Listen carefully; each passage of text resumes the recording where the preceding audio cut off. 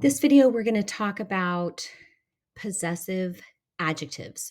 So we've already learned about adjectives, that adjectives agree in gender and number with the thing that they're describing.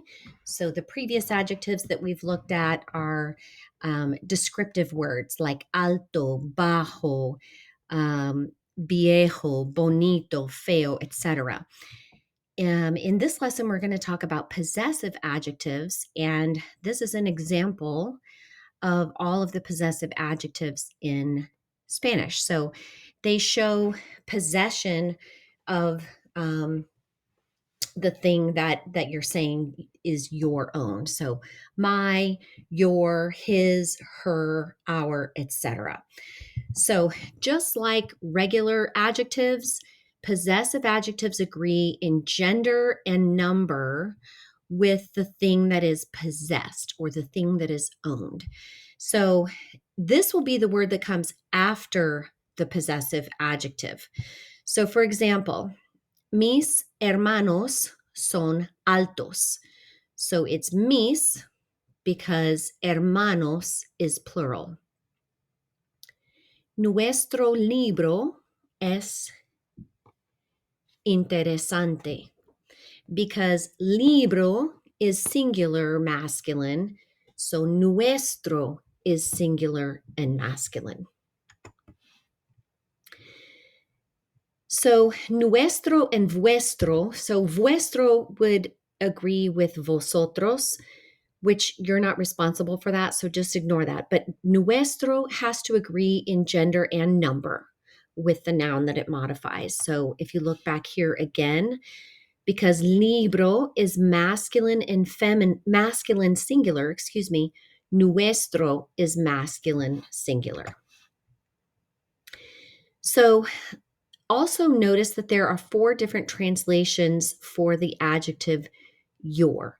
So it can be tú, like your, if you're talking directly to someone with whom you have an informal relationship, and say like,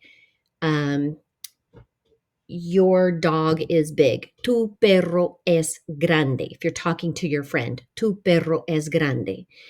If you were talking to somebody that maybe, I don't know, you're walking your dog and you see someone on the street and you don't know them, you could say su perro es grande. And that would be also your, but it would be formal. Okay.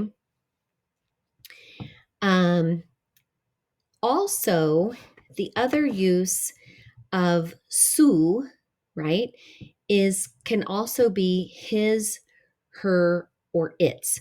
So we just saw su when we're using like usted, su perro es grande, but it can also be his or her. So if you said like, mi amigo es Jose, my friend is Jose, su perro es grande, his dog is big. Mi amiga es Luisa, su perro es pequeño. So how do you know? How do you know if it is your, his, her, etc.?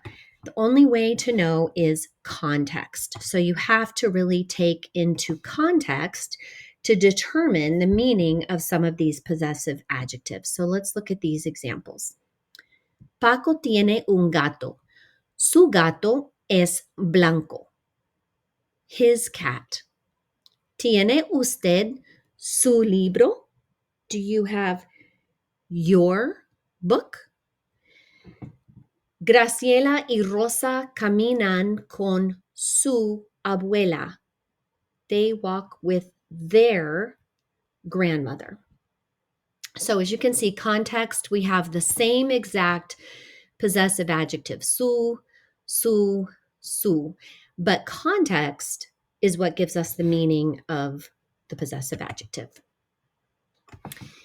Then when we want to say like apostrophe S, so apostrophe S does not exist in Spanish. We would not say, for example, Wilmer's primo or Wilmer's prima.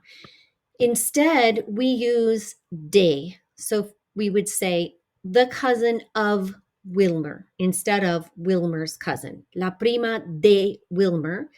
es alta. Then when de is followed by the definite article el, we combine them to make it del, because it would be, since we have the de el, we just combine it into one sound, del. For example, ella es la esposa del profesor. She is the professor's wife.